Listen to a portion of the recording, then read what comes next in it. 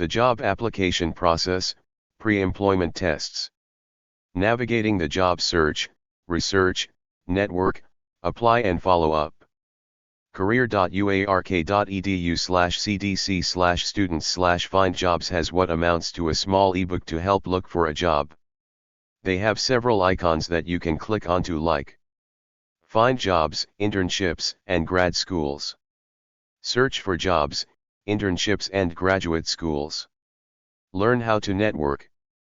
Prepare for the academic job search. Explore job search. Tips for special populations. How to search for jobs and internships. Research. Where are you going? What do I want from a job? What opportunities are available? What skills and experience do I have? What do I want to accomplish? What do I enjoy doing? What kind of company do I want to work for? Do I want to work alone or with other people? How much responsibility do I want? How important is status to me? How much do I need to earn? What are my time commitments? What skills has my degree and/or experience given me? What do other people think I'm good at now? What am I most proud of? My achievements and accomplishments. What do I enjoy doing well? In previous jobs or internships, how did people rely on me? Where do I want to be geographically? What type of industries are based in this area? What kind of employer needs my skills and experience? Can I create my own job? Things to consider before and during your graduate or professional school search. Motivation: why do I want to go to grad or professional school? Why do I want to do this now? Are there other factors or people contributing to my decision? School characteristics: what type of degree am I seeking? In what geographic area do I want to study? What type of learning experience am I seeking? Do I want a part-time or full-time program? On campus or online? Job searching: where should you be looking? Research employers. Build a list of target companies in your industry or career of interest, considering things like location, interest in their products or services, potential to advance training, career fairs and events, employer information sessions, professional association, meetings, alumni networking. Networking: who can you contact? What is networking? A process by which you develop long-term relationships with people you've met through various business and social functions for potentially mutual benefit. Why is it important? Tell people you're looking for a job, like family and friends, friends' parents, parents' friends, current and former co-workers and supervisors, university clubs and organizations, volunteer and community organizations. The job search is actually a skill that you practice just like with anything. Applying for a job in any field requires a certain amount of knowledge that you learn. You learn the companies. You learn the best general job websites and the job websites for your field. You learn how to apply, who to apply to, etc.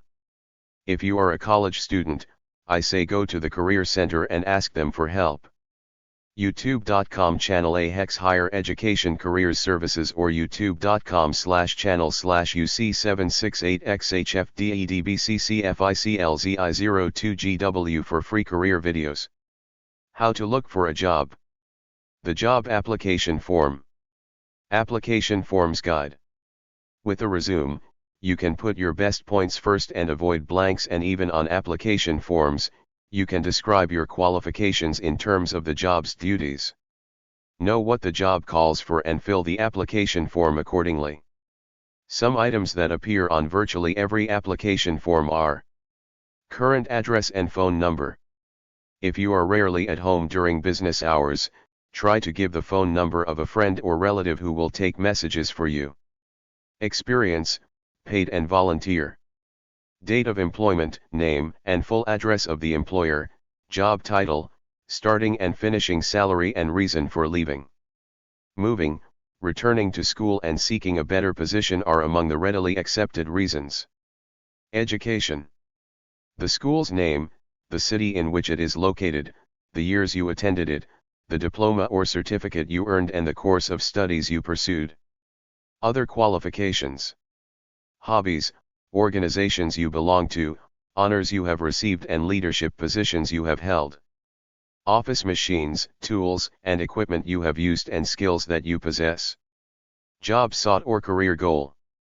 Tailor this to suit their job.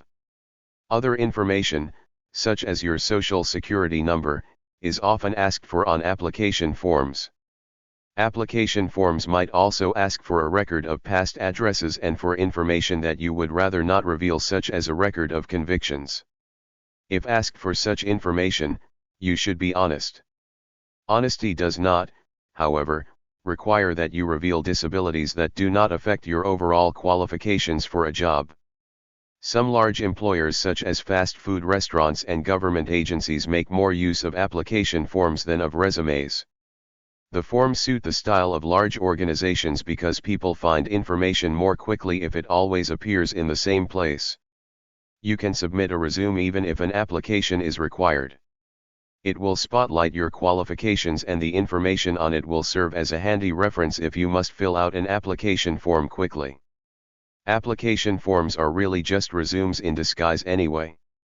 No matter how rigid the form appears to be, you can still use it to show why you are the person for the job being filled. At first glance, application forms seem to give a job hunter no leeway. The forms certainly do not have the flexibility that a resume does, but you can still use them to your best advantage. You're a salesman selling yourself. Request 2 copies of the form. If only one is provided, photocopy it before you make a mark on it. You will need more than 1 copy to prepare rough drafts. Read the whole form before you start completing it. Prepare a master copy if the same form is used by several divisions within the same company or organization. Do not put the specific job applied for, date and signature on the master copy. Leave no blanks. Enter N/A for not applicable when the information requested does not apply to you. This tells people checking the form that you did not simply skip the question. Carry a resume and a copy of other frequently asked information such as previous addresses with you when visiting potential employers in case you must fill out an application on the spot. Whenever possible, fill the form out at home and mail it in with a resume and a cover letter that point up your strengths. Take a look at some application forms. Job-applications.com shows actual job application forms from companies. The common job application/apply to many major companies in one shot, online application form websites. Jobapplicationscenter.com, apply to almost every major U.S. company directly. Job-applications.com. myjobapps.com. eapplicants.com, US website, find job applications for every major US company. Jobapplicationguide.com. Chapter 3. Job Application Test/Pre-Hiring Job Test. Pre-employment test/assessing you before they hire you. If you know you have to take a test for a job like a government job, go to a bookstore, buy a test book and practice. The tests given to job applicants fall into several categories. 1. Aptitude tests predict your ability to learn and perform job tasks. 2. Job knowledge and proficiency tests measure what you know and what you can do in a job, for example, word processing speed for a secretary job, knowledge of street names and routes for a firefighter job, etc. 3. Literacy tests measure reading and arithmetic levels. 4. Personality tests help identify your personal style in dealing with tasks and other people. Certain personalities can be well suited for some jobs and not so well suited for other jobs. For example, an outgoing person may be well suited for a sales job. 5. Honesty and integrity tests evaluate the likelihood of stealing and trustworthiness of applicants. 6. Physical ability tests measure strength, flexibility, stamina, and speed for jobs that require physical performance. 7. Medical tests determine physical fitness to do a job. 8. As far as I know, genetic screening tests are currently illegal, but employers can do this easily while their doctors conduct a routine medical checkup. They just get a bit of blood, some skin scraping or a bit of hair at the follicle, and they can test a person's genetic code for genetic predisposition for genetically inspired diseases. Then they can quietly disqualify candidates with genetic predispositions for diseases. 9. Drug tests show the presence of illegal drugs that could impair job performance and threaten the safety of others. You can't study directly for aptitude tests, but you can get ready to do your best by taking other tests. Look for tests or quizzes in magazines and school books. Set time limits. By taking tests, you learn about the testing process. This helps you feel more comfortable when you are tested. Brush up on job skills. For example, if you're taking a typing test, practice typing. If you're taking a construction test, review books and blueprints.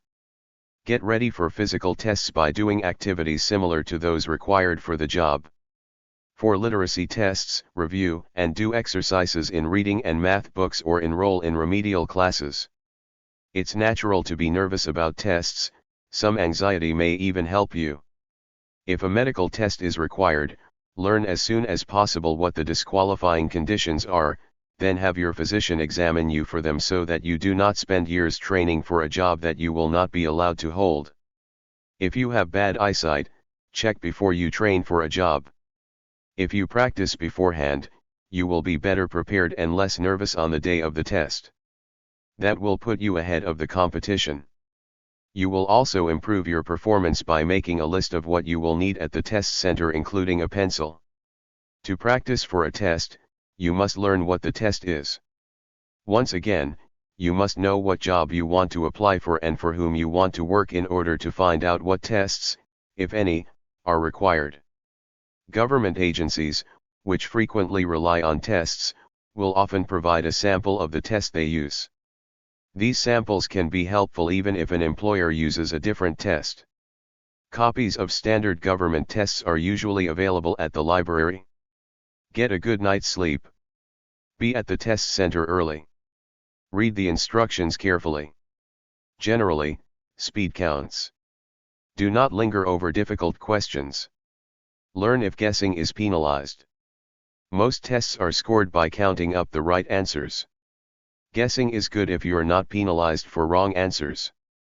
Some tests are scored by counting the right answers and deducting partial credit for wrong answers. Blind guessing will lose you points, but if you can eliminate 2 wrong choices, a guess might still pay off. Tests are tough. I had 3 academic degrees when I wrote a firefighter's test. I thought it would be a breeze, but it was tough. A good bookstore will sell test books for just about every job. Get one and study it. Testing resources. Go to #378.16 at the library for books about college entrance tests. ACT.org. Learnatist.com. 888-551-5627. Books about career tests like police test, firefighter test, postal employee test, etc. National Occupational Competency Testing Institute. 500 North Bronson Avenue, Big Rapids, Michigan 49307. 800-334-6283. NOCTI.org. They run all the standard tests for major occupations. Free info about the tests. The Psychological Corporation. 555 Academic Court, San Antonio, Texas 78204. 210-299-3616. Fax, 210-299-3662. hbtpc.com. Tests for education, psychology, and vocational. Take a test. Learn the material by trying to understand it. Most tests are on a time limit, so always bear that in mind when taking one. Speed means a lot. You're striving for maximum points, so get right on it. Answer the easy and middle level questions first, then spend the rest of the time on the tough, tedious questions. Find practice copies and learn as much as you can about the test beforehand. Every library has a test section which contains guidebooks of standardized tests. You might find these books at hashtag 371.302. Contrary to popular opinion, more is not better. For questions that require written or essay type answers, people get tired of long, convoluted streams of crap. Keep it short, clear and to the point, the main idea and a few supporting ones, and that's it. If it's a concept/issue type question, present the main viewpoint and the opposing viewpoints. Use proper grammar. If you're not penalized for guessing wrong on a multiple choice test, answer them. The longest answer is usually right. Bring a few pens with you in case one runs out. Follow all instructions. Don't offer more information than the question asks to show that you studied a bunch of stuff not on the test. It's convoluted and the person may spite you and fail you because he can claim you didn't answer the question. If something is hard, skip it, move on and come back to it later. If you're unsure about something, ask for clarification. Relax, it's only a test. Don't get test anxiety. Meditate if you have to. Get enough sleep. Go to the bathroom beforehand. Take a long drink of water before you go in to write the test. If you have any physical difficulties, tell the test administrator. If you don't understand the test instructions, ask for help before the test begins. If you have time, review your answers. Check to not misread a question or make careless mistakes. You may be able to retake the test. Ask about the retesting policy. You can retake most standardized academic tests after 6 months or so. Get a proper interpretation of your scores. The scores may indicate other career opportunities that should be pursued.